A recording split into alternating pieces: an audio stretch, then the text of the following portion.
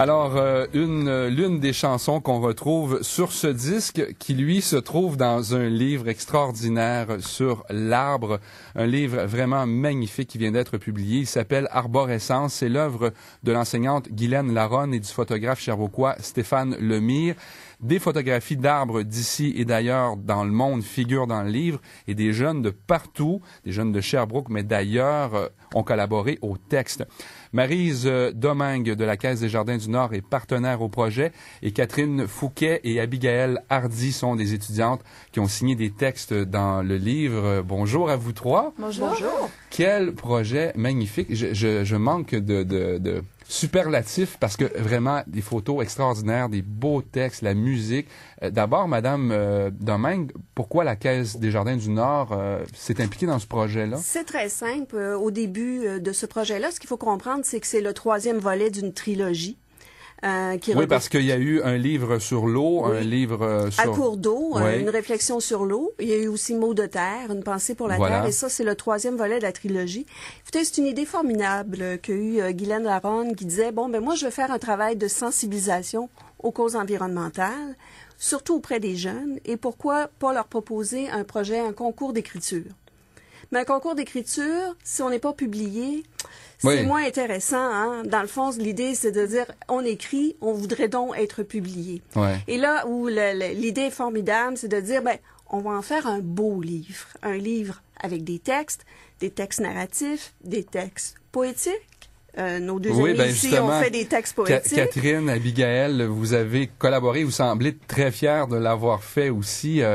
Comment ça s'est fait? De quelle façon vous êtes inspiré pour écrire vos textes? L'inspiration, en fait, moi, je suis une grande lectrice, donc je venais de terminer 2 livres qui s'appellent La nuit des temps et Le grand secret de René Barjavel. Puis là-dedans, on parle de beaucoup de végétation qui c'est assez extraordinaire, qui avait existé avant nous. Puis ça m'a vraiment inspirée pour au niveau des arbres. Puis en même temps, il y a un moment donné dans un livre où on parlait de la recréation d'un monde dans un îlot fermé. Et plus les gens s'enfonçaient dans la terre, plus ils entendaient un bourdonnement. Un bourdonnement qui s'était créé par les grands ventilateurs qui créaient une espèce de courant d'air qu'on voulait naturel. Et puis c'est ce qui m'a inspirée pour parler d'un poumon. Donc, un poumon qui serait les arbres, parce qu'on sait qu'on ne pourrait pas exister sans les arbres, parce que c'est eux qui nous donnent notre oxygène. Et de votre côté, Catherine? Moi, en fait, ça a été plutôt le processus contraire des autres. C'est Guylaine qui m'a approché avec des photos pour que je crée un texte qui, dans le fond, qui marchait bien, qui accompagnait les photos que Stéphane Lemire a pris. Donc, c'est ça. Moi, c'était sur les arbres, les vieux arbres, l'automne d'une vie, en fait, qui est le thème de mon poème. C'est ça, elle voulait que je représente l'automne d'une vie des arbres. Et c'est intéressant parce que, effectivement, dans le livre, on voit des arbres centenaires, solides encore, et d'autres qui ont été fragilisés et qui sont presque seuls au milieu d'un désert parce qu'on a procédé à une déforestation. Les photos sont extraordinaires. Puis ce qui est intéressant dans ce 3e volet-là de la trilogie, c'est que non seulement il y a des mots, des beaux textes faits par des jeunes qui ont moins de 20 ans, enfin 20 ans et moins. Il y a des superbes photos de Stéphane Lemire, mais il y a aussi de la musique. Oui, ben ça, c'est la nouveauté, si on veut, dans ce 3e livre, parce qu'effectivement, on est allé chercher des chansons d'auteurs, compositeurs, interprètes connus. Ça n'a sûrement pas quand même été simple d'aller chercher les droits de ces chansons-là. Oh, je sais que Guylaine a travaillé très fort. Elle a travaillé très fort dans son réseau de gens connus. C'est pas des auteurs quand même. Là, il y a des gens de la relève, il y a des gens d'émergence en termes de musique, mais il y a surtout aussi des gens connus. On peut penser à Richard Séguin, Yannick Noah, les Cowboys fringants. Renan Luce aussi. Renan Luce qui ont participé. Il y a 11 chansons. Donc, en plus du beau livre, il y a un CD de belle musique. Oui, et moi, ce que j'ai fait, là, c'est que j'ai vraiment écouté le disque en feuilletant le livre et ça lui donne vraiment une plus grande dimension encore. Hein? Ça lui donne une dimension qui est particulière parce que ça rejoint les gens. Ce qu'il faut comprendre, hein, c'est qu'au-delà de ce livre-là, tous les profits de ce livre-là vont à la Fondation Estrienne en environnement. Donc, c'est un livre qui a une portée qui va plus loin que le simple fait de faire un bel objet, d'avoir des jeunes qui participent. Moi, je trouve ça extraordinaire. Qu'est-ce que vous retenez de cette expérience-là?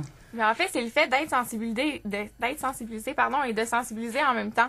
C'est le fait qu'on prenne quelque chose, qu'on crée quelque chose avec ce qu'on nous donne pour après ça aider les gens à faire mieux dans leur entourage, à aider dans le fond le monde qui nous entoure. Moi, je pense que c'est ça qui m'a vraiment marqué. Et laisser votre marque aussi dans un ouvrage qui va demeurer dans le temps. Puis en même temps, de découvrir comment se passent les concours d'écriture, on peut sensibiliser les gens justement à l'environnement d'une façon originale qui sort de l'ordinaire au lieu d'avoir tout le temps des nouvelles de l'environnement dans les médias, puis c'est la panique totale. C'est une autre approche. En tout cas, j'invite vraiment les gens à le regarder parce que c'est difficile à décrire à la radio. Faut voir les images d'une richesse incroyable. On se disait tantôt que ça serait un beau cadeau pour la fête des pères. Des fois, oui, c'est vrai. On cherche tout le temps des idées pour offrir des cadeaux. Alors, on s'est dit un cadeau pour la fête des pères qui va faire plaisir aussi à la mère, parce que souvent, on sait que les femmes aiment particulièrement ce genre de beaux objets-là. Oui, mais les papas aiment ça, les arbres aussi. Les papas aiment ça, les arbres. Ouais.